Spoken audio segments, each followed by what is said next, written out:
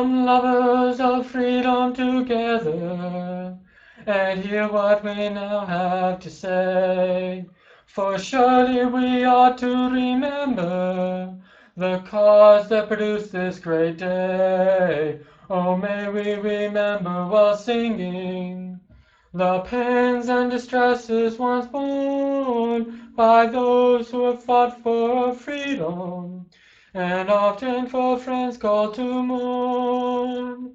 The lives and the fortunes together, and honors all sacred and dear, were solemnly all pledged forever by our honored forefathers here, including the great and the noble, who in our behalf were so brave. They offered their lives for our freedom, when called for our country to save. The Parliament, Lords, and the Commons together their soldiers prepare, and placed at their heads men to lead them. Then over the ocean did steer, to fight with their foes, oh no, never, or to deal with their enemies, no, but for some few fancied offences, across the Atlantic did go. 'Twas then a pardon was offered to all who would willingly yield, excepting John Hancock and Adams. The fate of these men had been sealed. Thank God then for good Patrick Henry, and other men with him who dared to come out with heartrending speeches against what those lords had declared. The Tories were all crying treason against those who called for their right, and they would not listen to reason, but called for their forces to fight, to gain for their lords and the commons, who called for a tax without right. Then often from morning to morning contended for it with their might, God armed our forefathers with power, and Washington came to their aid.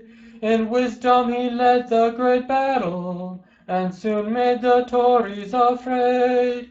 He raised up the standard of freedom, and called for his brave volunteers, who all quickly gathered around him, and from the bold enemy steered. Hark how the great battle rages, behold he undauntedly stands, the great cause for hereafter ages, he pleads with a sword in his hands.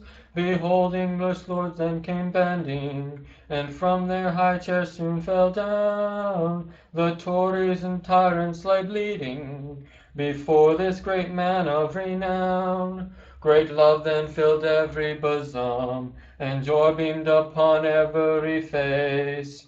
Where lingered the true seed of freedom, all willingly gave God their praise. They told the sad tale to their children's, and told them the same to hand down to this children's children forever, until the great trumpet shall sound. To celebrate this day of freedom, don't let it ever be lost. Remember the wars of our fathers, and also the blood they have cost.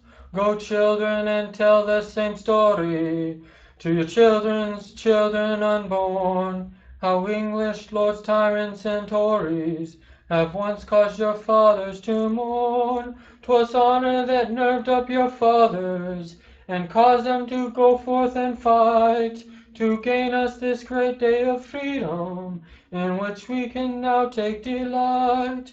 Yes, daughters, you too have your freedom, you too have your country most dear.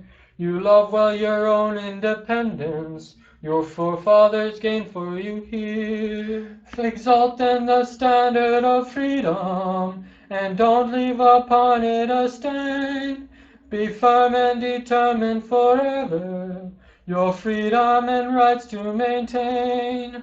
Remember the God of your fathers, ye sons and ye daughters give ear, then with you 'twill be well hereafter, and nothing you'll then have to fear. Farewell, you old venerable fathers, who have stood many a year.